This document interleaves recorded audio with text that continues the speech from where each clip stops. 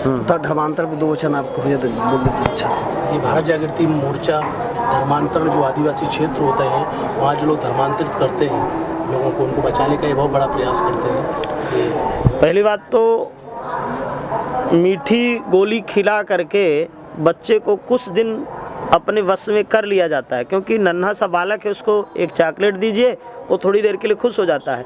तो ये हमारे धर्म को परिवर्तित करने के लिए कुछ अर्थ का लोभ दे करके, कुछ वस्तुओं का लोभ दे करके, लेकिन वो टिकाऊ नहीं। अभी शुरुआत की थोड़ी सी, लेकिन जब व्यक्ति वहाँ गहराई से पहुँचता है तो उसे पता चलता है पुनः वो लौटने का प्रयास, तब तक वो इतने दलदल में फंस जाता है, लेकिन अभी वो उसको नहीं। लेकिन स्वामी जी, सबसे जो अहम सवाल है कि जो क्रांतिकारी, जो संगठन, जो संत वहाँ पर कार्य करते हैं जहाँ धर्मांतरित होता है उन क्षेत्रों में, तो कहीं ना कहीं उनके ऊपर जल्दी से प्रहार किया जाता है या केस लगा दिए जाते हैं, उनकी कमर तोड़ दी जाती है। जिनके पास फंड है वो दबा दिए जाते हैं और जिनके पास फंड नहीं है वो कुछ कर नहीं पाते। तो संगठनों के लिए आप क्या बोलेंगे ऐसे सर? उसके लिए यही मैं बोलूँगा कि हमारा देश कमज़ोर तो कहीं से नहीं है, लेकिन धर्म को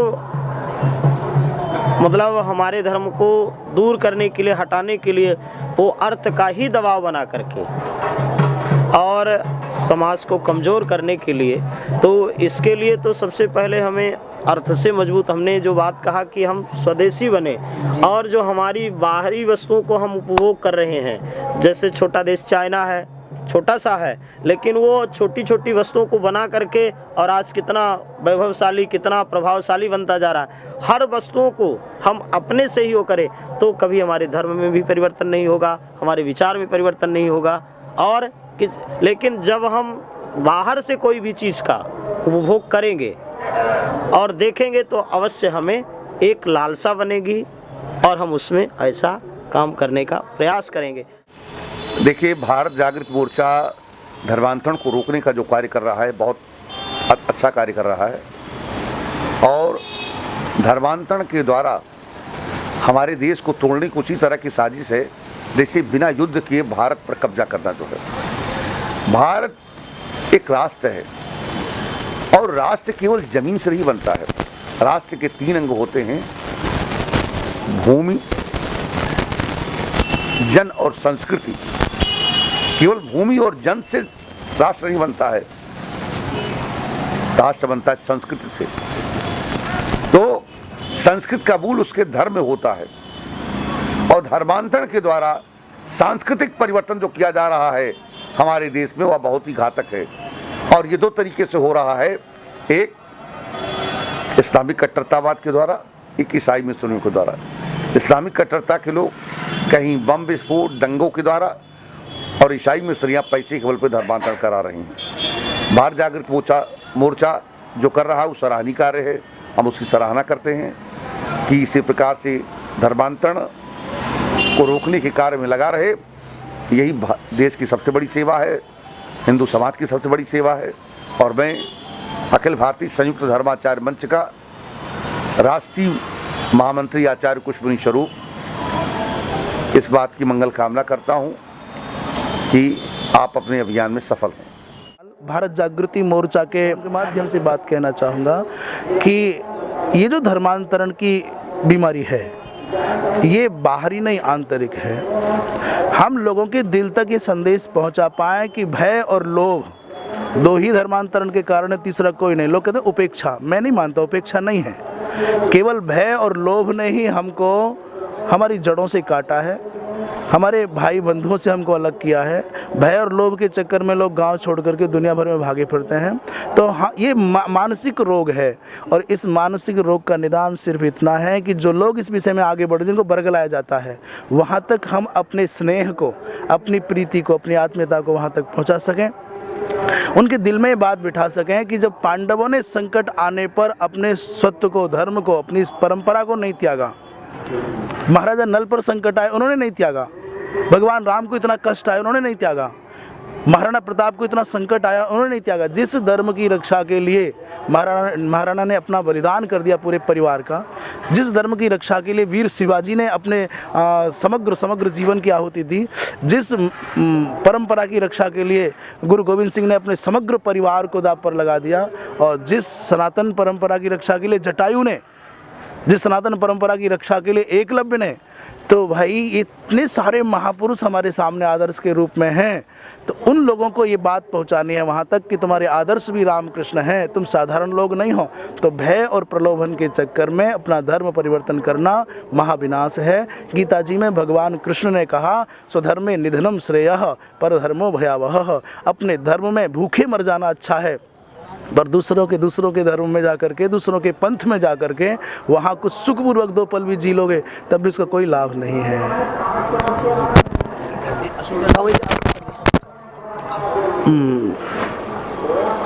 त्र्यंबकेश्वर चैतन्य, ये इस नाम से लोग पुकारा करते हैं, और अखिल भारतवर्षीय धर्म संघ परम पूज्य धर्म सम्राट स्वामी करपात्री जी महाराज की ये पावन परंपरा है।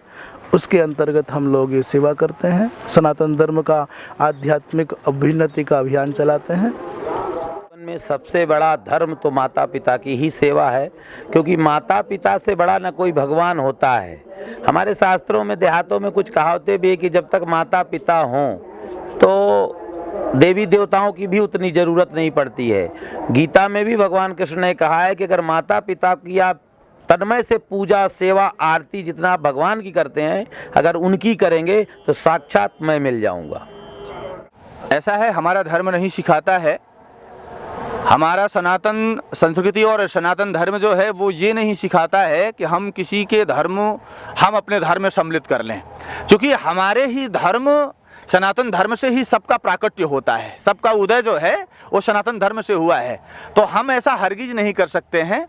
कोई दुनिया कर रहा हो तो उस पर अंकुश भी लगना चाहिए कि ये गलत कर रहे हैं। स्वधर्मम निधनम श्रेयः परधर्मो भयावह। अपने धर्म में मरना भी सुंदर है, अपने धर्म में दुखी रहना भी सुंदर है, अपने धर्म में भूखे रह जाना भी सुंदर है, पर सरकार किसी दूसरे के धर्म को स्वीकार करना, ये जो है हमें न इस लोक को छोड़ेगा और ना ही परलोक को छोड़ता है। दोनों लोग हमारे इससे विनष्ट हो जाते हैं। इसलिए हमें सावधान होना चाहिए कि हमें अपने धर्म में रह करके और फिर हमें जीना भी है और मरना भी है और कुछ सीखना भी है और कुछ सिखाना भी है, कुछ करना भी है और कुछ कराना भी है। तो हमारे जो धर्म का जो शोषण करने वाले ऐसे भी लोग हैं, उनके खिलाफ जो है एक सशक्त मोर्चा बनाया जाना चाहिए, जिससे हम उनका डट करके मुकाबला करें और प्रतिशोध के साथ प्रतिरोध करके और उन्हें मार्गदर्शन के द्वारा भी इस धर्म की तरफ ले आवें, अपने धर्म की तरफ उन्मुख करें। आज हिंदुत्ववादी सरकार है जो है, तो मान लिया बारी बारी जैसे हम लोग अभी संगठन कार्य कर रहे हैं जी, तो कल मान लिया हमारे ऊपर भी मैटर आ सकता है या दूसरे के ऊपर, तीसरे के ऊपर आ सकता है। तो इस पे क्या बीजेपी वालों संतों के लिए और राष्ट्र के लिए जो कार्य कर रहे हैं उनकी सुरक्षा के लिए कुछ न कुछ तो करना चाहिए। स्वामी जी, हम लोग बीजेपी के आज देख के कार्य किए कि भाई बीजेपी हमारा कुछ न कुछ मदद करेगी, संतों की मदद करेगी, तो इस पे महाराज जी आप क्या देखिए, सरकार की जिम्मेदारी होती है कि सरकार को जो है, जो धर्म के अवलंबी हैं वो गिने चुने लोगों को मुहैया प्रोवाइड कराते हैं। ये गलत है। ये गिने चुने लोगों को मुहैया इनको प्रोवाइड करा देने, सुरक्षा इनको प्रोवाइड करा देने से जो है समस्त धर्म की सुरक्षा नहीं हो जाती है। ये काम करें कि जो अच्छे हैं, जो तमाम देश विदेश में किसी माध्यम से धर्म का प्रचार करने पर लगे हुए हैं, अपने धर्म को बढ़ाने के लिए आगे बढ़ रहे हैं, उनको सुरक्षा प्रदान करें। जो है अभी तो महाराज हम लोग भारत जागृति मोर्चा पूरे देश भर में कार्य कर रहे हैं, तो धर्मांतरण 2 मिनट आपका वचन था। धर्मांतरण के ऊपर, धर्मांतरण जो हो रहा है इसका मुख्य कारण बस एक ही है कि जो गरीब लोग हैं उनको लोभ दे करके कि हम आपका निःशुल्क इलाज करेंगे, हम शिक्षा देंगे अथवा कुछ मकान बना के देंगे, ऐसे लोभ दे करके लोग धर्मांतरण करा रहे हैं। परंतु ये लोभ कितने दिन चलेगा? जहाँ उनको ठीक पता लग जाता है तो फिर से छोड़ करके वो लोग अपने सनातन धर्म पर आ जाते हैं और आ रहे हैं। जी, हमारे भारत जागृति मोर्चा जो कार्यकर्ता लोग कार्य कर रहे थे, उनको भारत जागृति मोर्चा नाम देते हैं। भारत जागृति का जो कार्यक्रम हो रहा है, और हमको लगता है कि यदि किरण उदय हुई है भारतीय जागरण की किरण उदय हुई है तो सूर्योदय जल्दी होगा। इसके लिए हम आशीर्वाद देते हैं और मंगल कामना करते हैं। भारत जागृति मोर्चा को मेरा आशीर्वाद तो है ही है, कार्यकर्ताओं के प्रति बड़ा सहानुभूति है। हमारे लायक कभी भी जीवन में कभी भी आवश्यकता पड़े हिंदुत्व के लिए तो तन मन धन से मैं सदैव तत्पर रहूँगा और हिंदुत्व के लिए ही काम करता हूँ, करता रहूँगा और हमारा कोई लक्ष्य नहीं है। सरकार होते हुए जो है, और मान लिया आज संतों के ऊपर हिंदुत्ववादी सरकार है महाराज जी, आज मान लिया आसाराम बापू जी, यहाँ दूसरे संत हैं, आज साधी प्रज्ञा सिंह देख लीजिए, शंकराचार्य जी देख लीजिए, क्या मान लिया कल आपके ऊपर भी आरोप? हाँ, ये निश्चित है, इसमें फिर संत के ऊपर आ सकता है, इसमें संशय नहीं है। भाई बीजेपी को एक हिंदुत्ववादी लोगों ने आज उसको जिताया है तो कम से कम उसका फर्ज है संतों के लिए भी कुछ सुरक्षा करना। संतों के लिए तो करना ही चाहिए, क्योंकि आज आप देखिए योगी जी आए थे इसी माघ मेले के अंदर, उस दिन हमारे यहाँ भी हाथ हिला करके गए, फिर हमको बुलाए, संत सम्मेलन उन्होंने किया। मगर जो मैंने देखा संत के नाम पर, कार्य के नाम पर, मंदिर के नाम पर लोगों की तो अपेक्षा बढ़ेगी, क्योंकि आज हिंदू ये जगत का सार है, हिंदुत्व के ऊपर ये सारा संसार चल रहा है। तो आज हिंदुओं को आगे बढ़ाने में बापू आसाराम जी का, संतों का, जो भी संत हैं, मगर मैं सपना मिल जावे बाबू आसाराम बहुत जल्दी मुक्त हो जाएंगे, इसमें संशय नहीं है। स्वामी जी आपका परिचय आप देते हुए जी, परिचय आपके लिए महात्मा जगदेवी विश्व सेवा सद्भावना संस्थान के प्रबंधक हैं। ये संस्थान हमारा है, ये आश्रम हमारा है। श्री मैं भारत जागृति मोर्चा प्रदेश भर में कार्य कर रहा हूँ। आपसे उज्जैन कुंभ में मुलाकात हुई थी, तो धर्मांतरण जो चल रहा देश भर में, तो उस पर 2 मिनट आप दृष्टांत। बहुत प्रसन्नता है कि हमारे देश के युवा, शिक्षक और राष्ट्र चिंतक इस विषय में जागृत हो चुके हैं। ये मानव जाति के लिए बहुत बड़ा कलंक है और जितने भी राष्ट्र हैं ये कुत्सित प्रयास किए हैं। वो अपने इतिहास को देखें तो स्वयं में ही उनका अस्तित्व खतरे में पड़ गया है, क्योंकि प्रकृति जो है बहुत ही न्यायप्रिय है और जब हम सहिष्णुता के साथ अपने अस्तित्व की रक्षा करते हुए और